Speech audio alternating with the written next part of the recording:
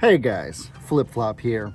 Today I have the biggest, grandest video that. Hi Casper. This is our sweet dog right here. You're a good boy, Casper. Got my little goat right here. I'm a farmer on the side. My main page is called Flip Flop Farmer. This is my Flip Flop football page.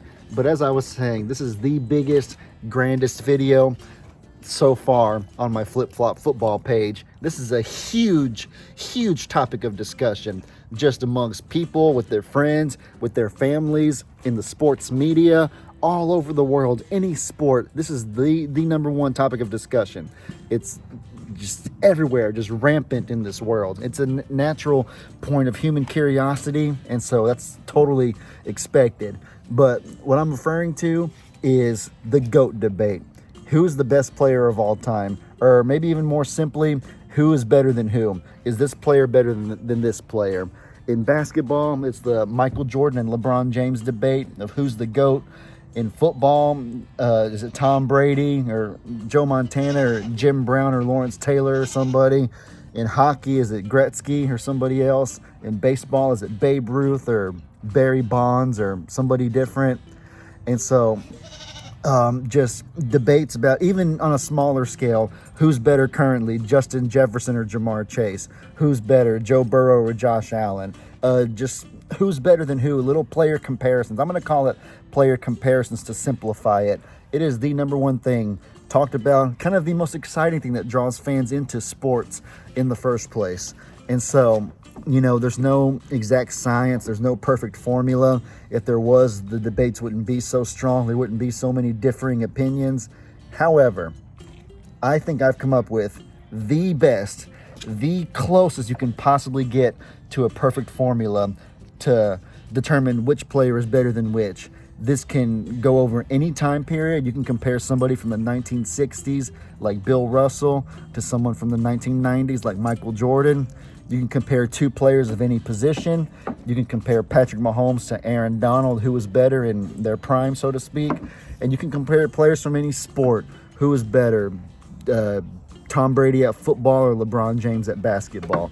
This is a purely universal scale formula that I've come up with. These two dogs are so sweet. Guys, y'all are smothering your dad. Y'all are being so silly. But no, guys, I am just so excited to share this with y'all. I've spent so many years, so many countless hours of careful studying and research to come up with this. And I think this is the perfect peer plug-in formula that you could possibly use. And without further ado, let me show it to y'all. All right, ladies and gentlemen, here it is. Boy, have I been excited to share this with some people. I've shared it many times before, but am I glad to get it out there on the internet. How to rank a player. Now, this formula has 4 parts to it, 4 main criteria, so to speak, each of them weighing in at about 25% equally. So let's start. My first criteria is 25% of how you rank a player based on their regular season stats and awards. Below I put football specific examples, but again, you can plug in baseball specific numbers, basketball specific numbers, even chess or badminton, whatever it is that your person does. But for football, the first component I look at is win-loss record. Now, that doesn't mean everything. Football's a team game, so you can't put the team's record on one person. But at the same time, though, the best players tend to propel their teams to more wins than not. Another aspect of regular season I look at is just pure numbers, yards, touchdowns, tackles, whatever it is at your player's position that they should accumulate. Sacks, interceptions, forced fumbles, field goals made, field goal percentage, longest field goal, game-winning field goals, average punt distance, average net punt yardage, anything, whatever it is.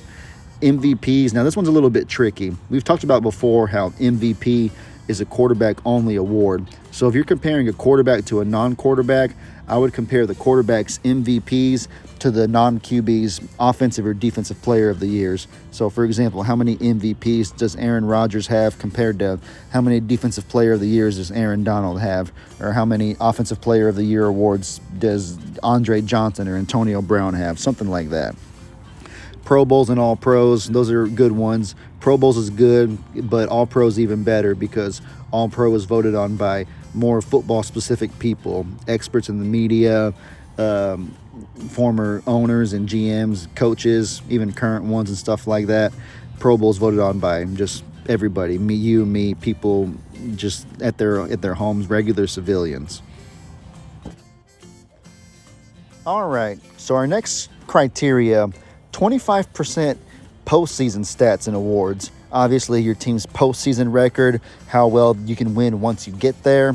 Again, peer numbers, just yards, touchdowns, tackles, interceptions, game-winning field goals in the playoffs, especially, whatever it is. This right here, that little tick helps people like Julian Edelman that didn't do a whole lot in the regular season, but really turned it on in the playoffs when it mattered most. This little area is where you would get someone like Julian Edelman or someone like Eli Manning in the Hall of Fame, who wasn't so great in the regular season, but stepped it up when it mattered most. Super Bowl appearances, just how often you can get your team to the big game, or if you're not the leader, how often you can contribute to your team making the big game. Super Bowl MVPs, how often, if your team does win the Super Bowl, how often were you the main guy? How did you do in leading your team to win the big game? So postseason is also 25%. Our next criteria, the eyeball test, 25%. Just use your eyeballs and simply just say, how impressive does this player look in game? How often do they make you go, wow? And you just know, just with every fiber of your being, that they can do things that their other peers cannot do. How impactful is a player for their team? This is Jayden Daniels being exhibit A of this right here. Jayden Daniels, his team has a good record. They're in the playoffs, but if you watch the game with your eyeballs, his team is not good at all. They have a bad organization with bad coaching and ownership, not a great supporting cast, but Jayden Daniels literally just carries them on his back. He is him as a rookie. Jayden Daniels, you just use your eyeballs to see he's special, he's different. And then how innovative are they at their craft? Your Devin Hesters of the world, your Steve Taskers, players that were the first great, Johnny Unitas, the first great pocket passer, players who changed the game, did things that people hadn't done before at their position.